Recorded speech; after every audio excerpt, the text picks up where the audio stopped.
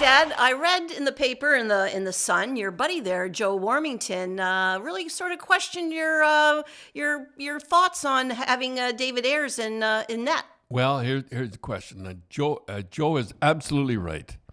He's more than qualified. He'll probably be more qualified than anybody they ever get. But it came down in the States. It came out he was the Zamboni driver. And the National Hockey League is their brand is very important. They got to be like the NFL, and they have to be like the baseball. They have to be top shelf. Now, to have it come out down in the States that he was a Zamboni driver, think about it, that hey, come on down off the Zamboni and play. No, that's true. David got in the Hall of Fame. That's fine, and Stick's going in the Hall of Fame, and the whole deal and all that. More than qualified. And probably anybody they'll get won't be as qualified as because he practiced with the Marlies and he was back up with the Leafs. He was perfect. But it came out down in the States that he was a Zamboni driver. They will not have that happen again. They will have a guy young guy, probably not a young guy, but a guy around 30 or 32 or something that plays will be ready to go. I guarantee you that will come out of the GM's meeting next week. And that's all I meant was, and it does sound like I was knocking David. I wasn't knocking him. He did a great job. And one thing I have to say about that, near the end of the game, there was about 10 seconds to go. My hockey player. And by the way, have you seen how the Leafs have changed since Clifford came from L.A.? Listen, that was a great trade. I said that right off the bat. He went down with 10 seconds to go. There's no way they're winning the game. I'm sure he shot that high. David could catch the puck and keep the puck. I'm sure Clifford did it that way. I will say it again. The National Hockey League does not like a Zamboni driver, and that's the way it came out down in the States. Great story. He played great. He won the game and everything. But the National Hockey League did not look good when the Zamboni driver could come in and beat the Leafs. Well, Dad, everybody's talking about the anniversary of Sidney Crosby scoring the golden goal in Vancouver to win the gold medal. You know, I was so happy to see that goal go in because the United States was coming on, and we were lucky. We were lucky, and I'll tell you why we were lucky. That puck was being cleared by the U.S., and it was going along the boards, and it hit the referee's skate, went right to Iggy, went to Iginla, and you could almost hear Crosby holler, Iggy, Iggy, Iggy. He passed it over. Now, let me tell you about the shot again. Miller playing pretty good. He was in the nets. He was playing pretty good. He was a good guy. He didn't say anything again.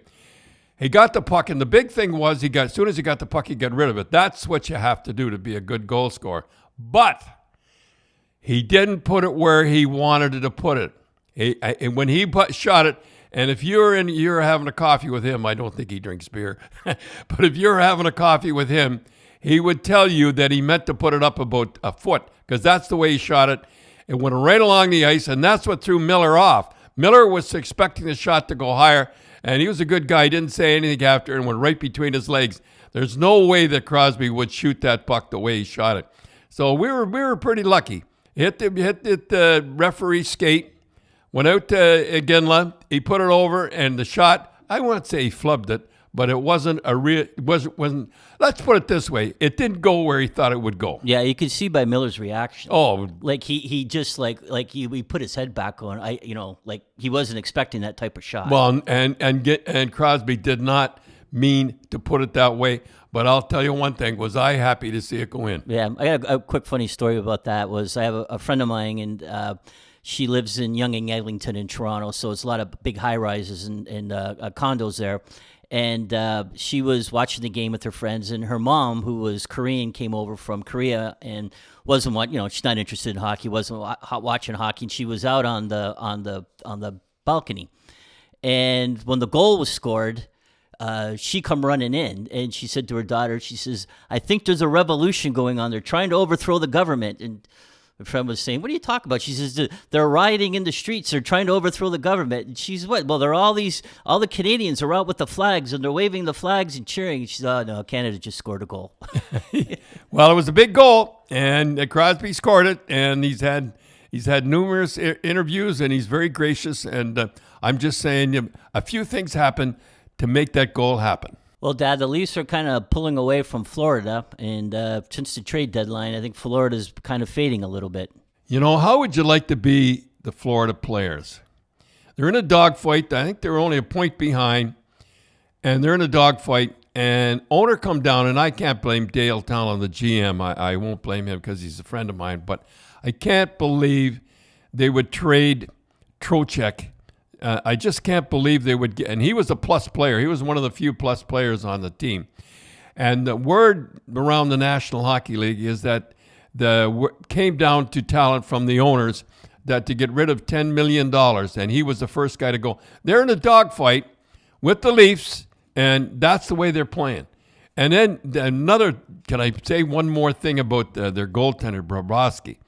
Remember, he was with Columbus. He was supposed to be, everybody wanted him, and they paid him a small fortune, and he is playing lousy. I think he's 890 or something, his save percentage. It's just terrible. They expected him to carry them on to the playoffs. Everybody expected, I think the crowds, they started off pretty good. They're down 2.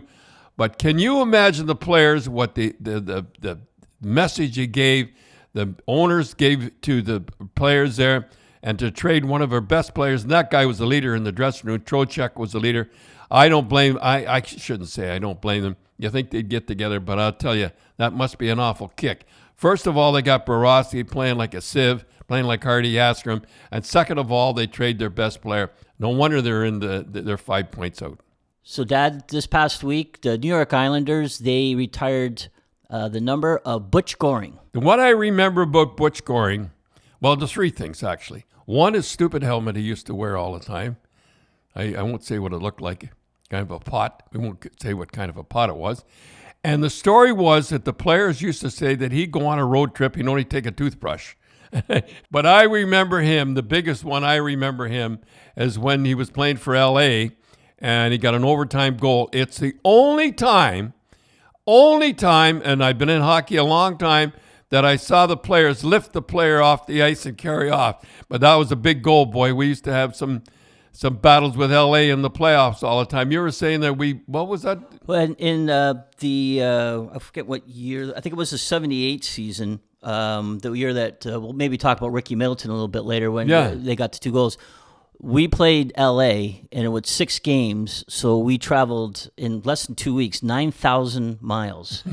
And we played Montreal in the finals then, and I think they played the Islanders, which is, about a 15-minute flight from Montreal, and then they played, I think, Toronto next after that. Yeah, Toronto. They could walk to the game. I think they took the train.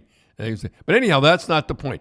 The point was that when he's got the overtime goal, it's going back to L.A. I never forgot that one. They lifted him and carried him off the ice. But, I when I think of Butch Goring there, he won 4 Stanley Cups, came there. He was the defensive guy. He was a 4th liner, killed penalties.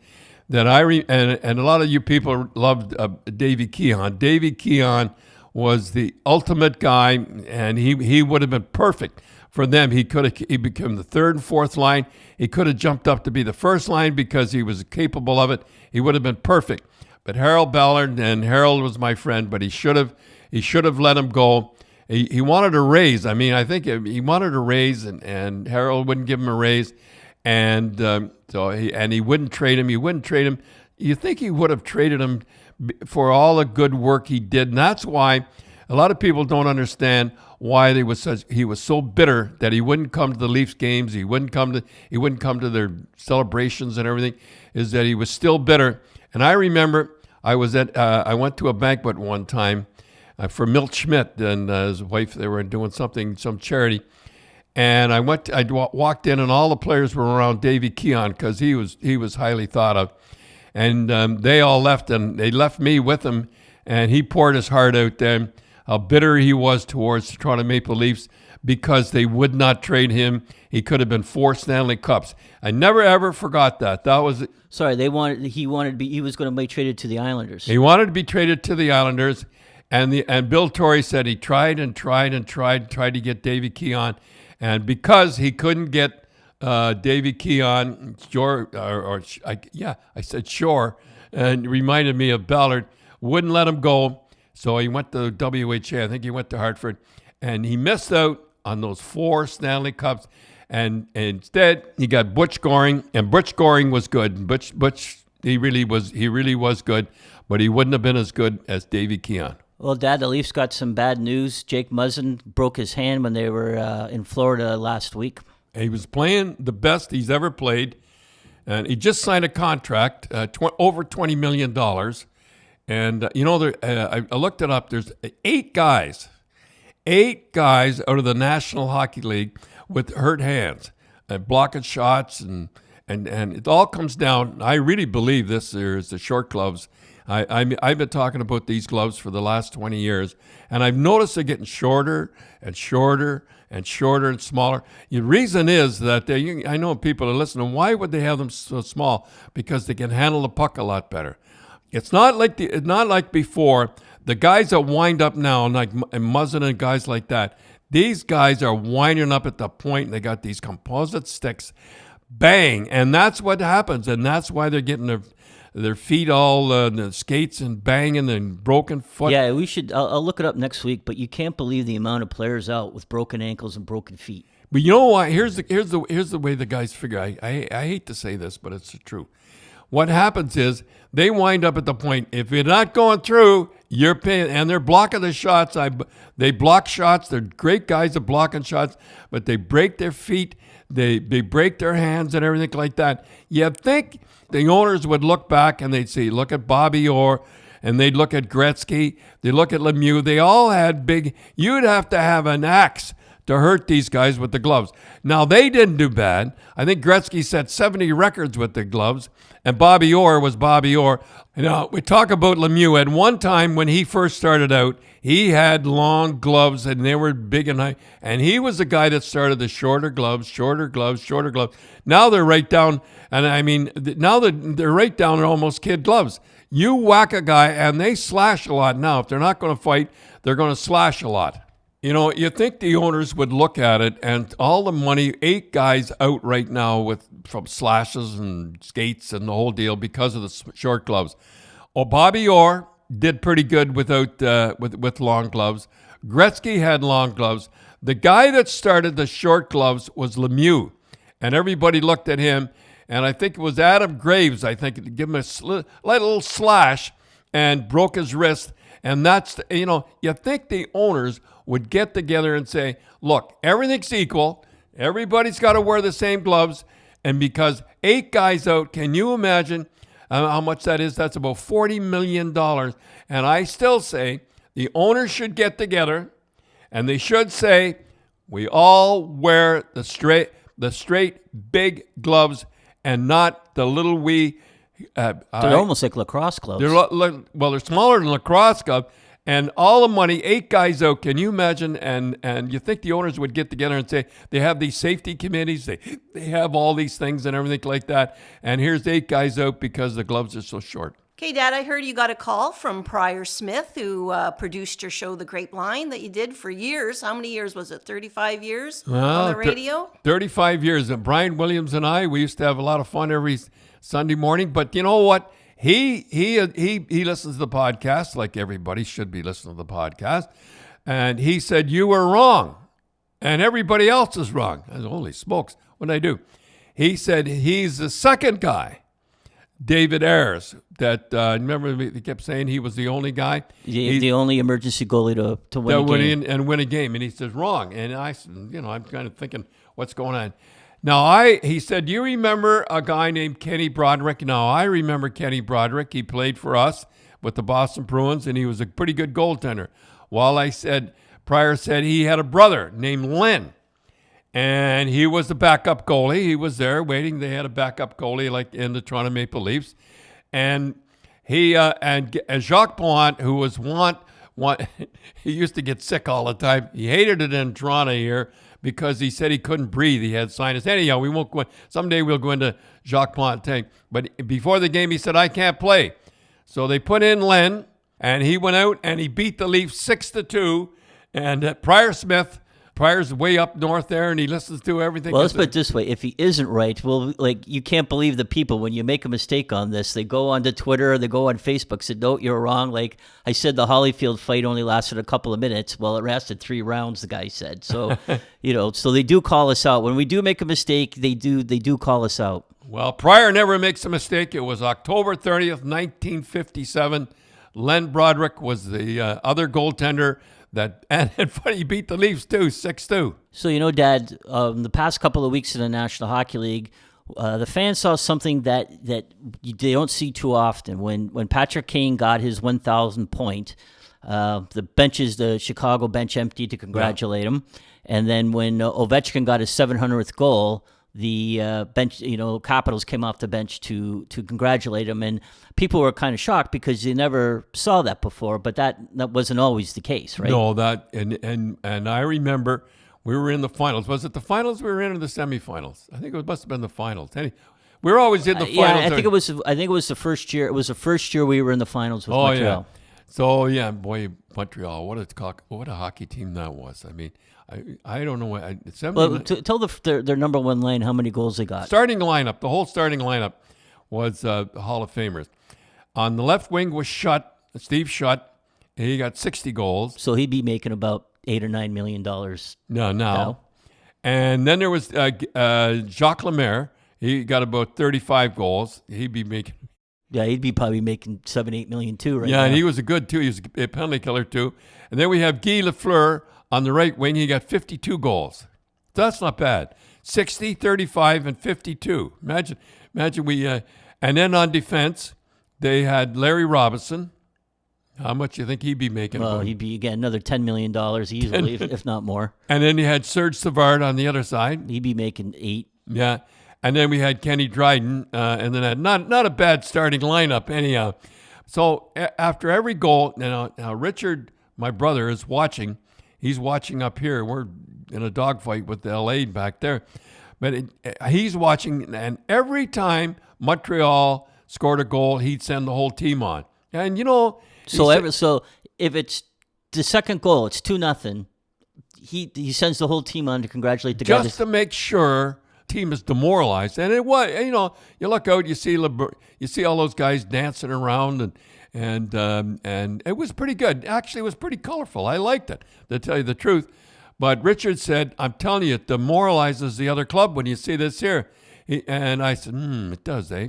So I said, had a team meeting with the players, and I said, here's what I want. If they have to score the first goal, I want everybody to jump on the ice and congratulate our goalie. Well, Cheevers did not like. Cheevers was in the net.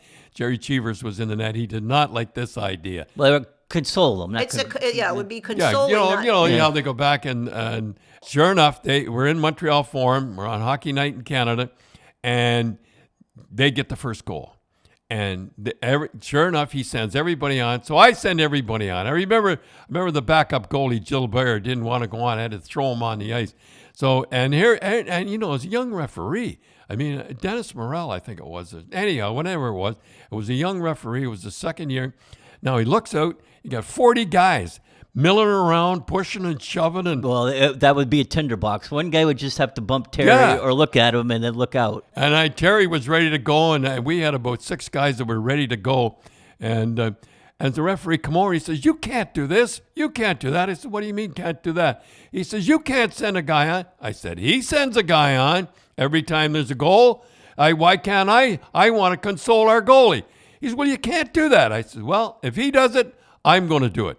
So he went over and talked to Scotty, and that was the last time anybody ever sent anybody on the ice. But I can understand, the referees are pretty good. They let Kane and Ovechkin go, the big goal. But Scotty used to do it every goal, and that rule was put in after that, and Scott didn't make any difference. They still won the game. But Scotty, he had everything down to a science. If you were going to win, you had to beat him and beat everything else because he was the best. Dad, we're talking about Montreal. I was at a couple of times. I was lucky enough to be behind the bench for games when you guys were playing in Montreal. Yes, I see you all the picture all the time. I remember seeing that. Yeah. You don't look too happy, and neither am I. Of all the things I remember, a couple of things I remember that game. was I remember what was Ricky Middleton scored to go ahead. Yeah, we were And and the funny thing was, there was a guy, a white-haired guy that was kind of the, what do you call it, that would help you out in the little guy, little thing. guy. And you didn't like him. You thought, and we talked about it before, that you thought he might have been a spy. So, well, all I got to say is that remember McSorley. Yep. And I'm not saying, all I know is how did Jacques Demers know McSorley had an illegal stick? You remember that there? Yeah. Oh, yeah. How did he know? They checked. And he called because he could have got a penalty on that. Right. That would have been it for him. He knew. So you kicked that guy out, and there was a big kerfuffle, and we brought up, it was a person who was a little person, and we called him Tattoo, wasn't very Yes. nice. And we brought him, he was coming up, and he was good, and he kicked him out. He says, "You're not coming in the dressing room," and there was a big thing. And I remember him and I, we were a little short, we couldn't see over, but we saw him raise the stick, and we were so happy that we thought this was it. And then, the disaster happens. Well, LaFleur tied it up, he as everybody knows. goes, We'll talk and about then, that someday. And then I remember afterwards, Jilly Joubert came over and gave me his mask and stick because they were shaking hands. I said, "He gave him Jilly," and I think he said, "Well, not quite good enough." And then everybody was trying to grab the goalie stick. Gilly stick? Gilly stick, and they were, and I remember the hostesses and the ushers were saying, "Can I have the stick?" And nope, and they were offering me money. And one guy tried to grab it and all that. Well, it was a pretty good stick. He had 52 saves, Jilly, that year. Yeah. Talked But the other about thing too is, it boggles the mind of how close you were to the fans at the Forum. With And they no used to throw glass, things at you. with no glass or anything. Like literally, they could come out and tap you on the shoulder. Yeah, and they all dressed nice. They all had shirts and ties and the whole deal. But I'll tell you, I remember that game. Somebody threw a Zippo lighter, and if people don't remember, they don't smoke anymore. They were a big Zippo lighter. You remember that? Yeah, though they were big. It was big and heavy, and They were metal. And I think it was somebody threw it from the upper deck. And I knew, and I pointed at the guy. I just happened to catch him, but I'll tell you, it was murder. But it was tough there, I have to say, with the crowd going. But the hardest of all was in the Toronto Maple Leaf Gardens. That people would be eating a hot dog and be walking back of the bench, and so I finally I had to stop this. So I put my foot up and I wouldn't let them by, and the police would not let people by except this. I know this is hard to believe, folks, when you're listening on the bench and everything, how far away you are now. But before, the police would not let them by till a commercial come through, and because during the game, I'm not kidding, during the game you'd be trying to make a change and somebody be walking before you with a hot dog. Well, I remember there was a shot. Wendell Clark, I think, blocked a shot, and he hurt his ankle. And he's leaning he's like sitting back off the bench, and he's wincing. And he's got to kind of get out of the way because people are getting to their seats with the hot dog and a Coke and a beer and stuff like that. And he's like, "Oh, excuse me," and he's sitting there wincing in pain and having to get out of the way of these people going to their seats. Well, I'm glad that's over with now. And another thing I'm glad about is that they have glass back. They don't hear the coaches talking like they used to. And I have to say, shall I tell a story about the little old lady? Yeah, we told it once before, but let's tell I'll it again. tell it again. It was like you were so close you could hear changing lines and everything, and the people loved it and everything. But I guess I was swearing with this one night was pretty bad, and this lady, I'd say she was about 10 rows up, and she said, "Cherry, you got a filthy mouth." Well, then I feel bad because she looked just like my mother. And this is a true story. I went up and sat on the step. And I said, I'm very sorry. And then I'm just telling the lines to change the that. And I think they had Is it this on during tape. the game? It's during the game. And I say, change the lines and everything. And I said, "Madam, I'm very sorry. I did not mean." I said, "But you've heard that before, haven't you?" "Yes, I've heard it before, but I never paid $200 to hear it."